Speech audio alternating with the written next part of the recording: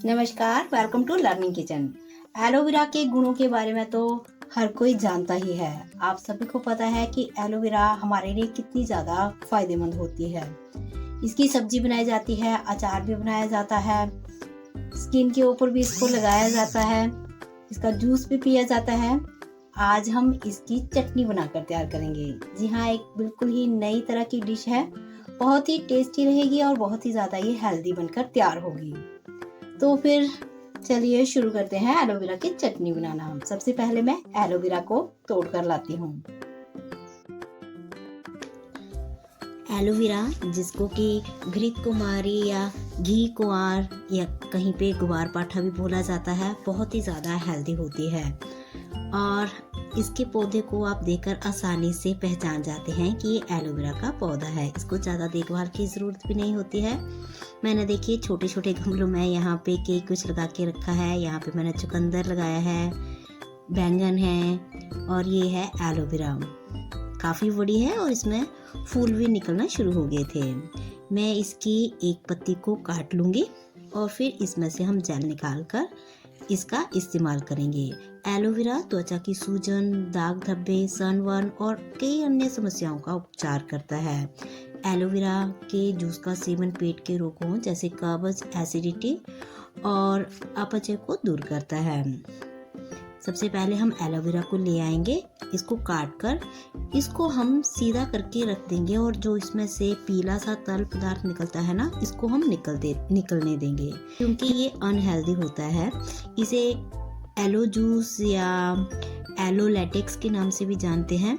ये जो है पाचन तंत्र के लिए ज़्यादा अच्छा नहीं होता है। अगर हम इसका यूज़ कर लें तो फिर इससे ऐंठन की समस्या पैदा हो सकती है, इसलिए इसका प्रयोग करना सुरक्षित नहीं माना जाता है।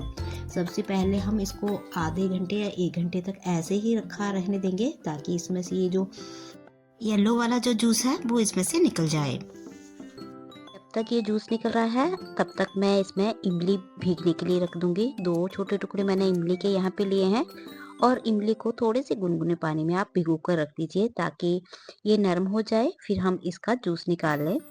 इसका रस ही यूज़ करेंगे हम क्योंकि ये गुठलियों वाली इमली मैंने यहाँ पे ली है। अगर आप सीडलेस यूज़ कर रहे हैं तो फिर आपको भीगने डालने की ज़रूरत नहीं है। देखिए करीब पौना घंटा हो गया है और ये जूस भी इसमें से निकल गया है। काफ़ी येलो सा है ये। अभी मैंने यहाँ पे एक ट्रे ले ली है और इस एलोवेरा को हम काट लेंगे। जो इसका ऊपर वाला हिस्सा है इसको काट के फेंक दीजिए क्योंकि ये यूज़ करने लायक नहीं है। और इसके साइडों के ये जो कांटे हैं इसको भी हम निकाल लेंगे। ये खाने वाली एलोवेरा है। कई बार एलोवेरा जहरीली भी होती है तो इसकी अलग अलग वैरायटीज़ होती है, लेकिन नॉर्मली जो यहाँ पे एलोवेरा मिलती है वो सारी की सारी ही खाने वाली होती है। इसकी कई प्रजातियाँ होती हैं। मेरे घर में 4 टाइप की एलोवेरा लगी हुई है। कुछ के पत्ते बहुत छोटे छोटे हैं, कुछ के बहुत नुकीले हैं और 2 पौधे इसी तरह की एलोवेरा के हैं। मैं ज़्यादातर खाने में इसी एलोवेरा का यूज़ करती हैं, लेकिन वो भी जो बाकी के पौधे हैं वो भी खाने लायक हैं। अब इसका ऊपर वाला हिस्सा हम निकाल लेंगे और एक चम्मच ले लेंगे। चम्मच की हेल्प से इसके अंदर का जो भी पल्प है उसको हम निकाल लेंगे। इसका जो अंदर का हिस्सा है उसी को खाने के लिए यूज़ किया जाता है। बाहर वाला हिस्सा भी आप खा सकते हैं, लेकिन फिर इसको धोकर फिर आप सब्जी वगैरह या अचार के लिए यूज़ कर सकते हैं। लेकिन चटनी में हम ऊपर वाला हिस्सा यूज़ नहीं करेंगे, इसका जो अंदर का पल्प है उसको ही यूज़ करेंगे। देखिए चम्मच को थोड़ा सा प्रेस कीजिए और इसके बिल्कुल किनारे पे रखिए और इसको आगे खींचते हुए सारे ही आप गुद्दे को निकाल लीजिए। इस तरह से अगर आप निकालते हैं तो ये फिर बड़ी ही आसानी से छिलके से अलग हो जाता है। देखिए ये अलग हो चुका है और इसका ये जेल निकल रहा है। साथ के साथ ही सारे ही पत्ते में से मैं इसका जेल निकाल लूँगी। इसके अंदर फिर भी थोड़ा बहुत जेल लगा रह जाता है, उसको आप स्किन के ऊपर इस्तेमाल कर लीजिए। आप फेंकिएगा मत क्योंकि एलोवेरा बहुत ही ज़्यादा गुणकारी है। एलोवेरा के अंदर एंटी इन्फ्लेमेटरी गुण भी पाए जाते हैं, जो कि डाइजेशन से जुड़ी सारी ही प्रॉब्लम्स को दूर करती है। इसकी जो तासीर होती है वो ठंडी होती है, इसलिए गर्मियों में आप इसका जरूर इस्तेमाल कीजिए और अपनी तासीर के अनुसार ही आप एलोवेरा का यूज़ कर सकते हैं।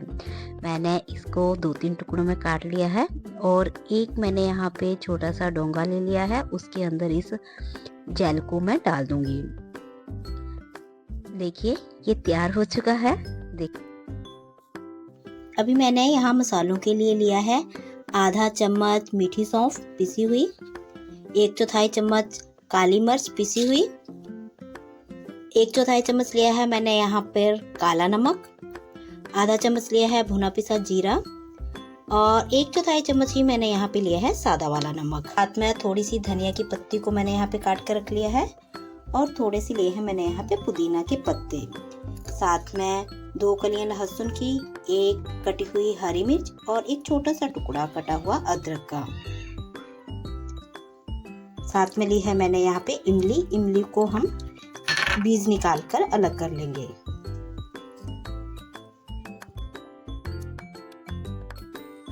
साथ में मैंने लिया है आधी कटोरी से भी कम भुनी हुई चना दाल, जो कि रोस्टेड होती है, आपको ये मिल जाएगी। इसकी जगह पे आप चने जो भुने हुए आते हैं उनका इस्तेमाल भी कर सकते हैं। इससे जो चटनी में बाइंडिंग है वो बहुत ही अच्छी आएगी, चटनी इससे थोड़ी थिक हो जाएगी। ऐसे इसमें जूस डाला है एलोवेरा का, एलोवेरा डाली है तो उसका जूस बन जाएगा, तो ऐसे वो पतली बनेगी, लेकिन इससे डालने से इसमें थिकनेस आएगी। अब जो हमने एलोवेरा का गुद्दा निकाला था उसमें हम थोड़ा सा पानी डालेंगे और इसको एक बार धो लेंगे। हल्के हाथों से ही इसको धोइएगा, अगर ज़्यादा इसको टाइट करके धोया तो फिर ये सारा ही जो इसका गुद्दा है वो टूट जाएगा।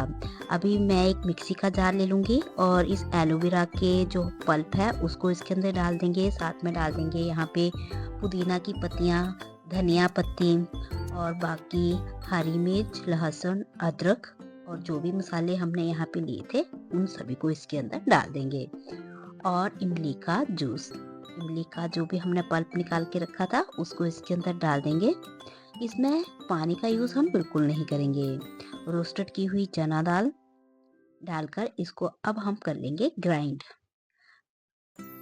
पल्स मोड पे चलाते हुए इसको 2-3 बार चलाइए, ये बहुत ही अच्छी तरह से ग्राइंड हो जाएगी। इसमें पानी डालने की ज़रूरत नहीं पड़ती है, क्योंकि जो एलोवेरा का जेल हमने इसमें डाला था वो फिर लिक्विड ही होता है। अगर हमने इसमें पानी डाल दिया तो ये और ज़्यादा पतली हो जाएगी। देखिए कितनी अच्छी चटनी पिसकर तैयार हो चुकी है। आप चाहो तो इसके अंदर चीनी भी डाल सकते हैं, लेकिन मैं एक शुगर पेशेंट को ये बनाकर दे रही हूँ तो फिर मैंने यहाँ पे इसमें चीनी का इस्तेमाल नहीं किया है। बहुत ही अच्छा कलर इसमें आया है, बहुत ही अच्छी खुशबू आ रही है और ये कड़वा बिल्कुल भी नहीं है। ये जो एलोवेरा थी ना, ये थोड़ी हल्की सी खट्टी खट्टी सी होती है, ये कड़वी नहीं होती है, इसीलिए सब्जी या अचार बनाने के लिए मैं इसी एलोवेरा का यूज़ करती हूँ। तो देखिए बनकर तैयार हो चुकी है ये चटनी। आप भी इस तरह से इस चटनी को ज़रूर से ट्राई कीजिए। तो रेडी है ये एलोवेरा की चटनी, बहुत ही ज़्यादा अच्छी बनी हुई है। ये देखने में भी बहुत ही ज़्यादा सुंदर लग रही है और खाने में भी ये बहुत ही ज़्यादा टेस्टी है। जैसे कि एलोवेरा का कड़वापन होता है ना, वो इसमें बिल्कुल भी नहीं है। वैसे भी ये कड़वी वाली एलोवेरा नहीं है, जो हल्की सी कड़वी होती है, थोड़ी खट्टी खट्टी सी, वो वाली एलोवेरा है जिसको हम आसानी से खा सकते हैं।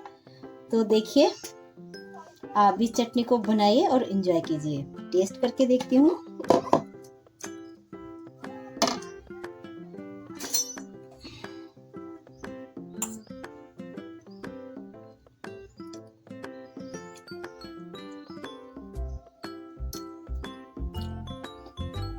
बहुत ज़्यादा टेस्टी है, मैं इसका टेस्ट आपको बता नहीं सकती कि कैसा है, बट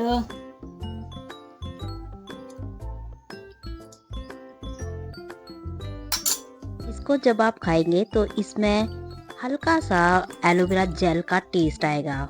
जेल का टेस्ट मुंह में आ रहा है हल्का सा, बाकी धनिया पुदीना का टेस्ट ही इसमें है। नॉर्मली जिस तरह से हम धनिया पुदीना की चटनी बनाते हैं उसी तरह का टेस्ट इस चटनी में भी आया है, बट ये बहुत ही ज़्यादा टेस्टी और बहुत ही ज़्यादा हेल्दी है। तो आप भी इस तरह से एलोवेरा की चटनी को बनाइए। वीडियो देखने के लिए थैंक यू।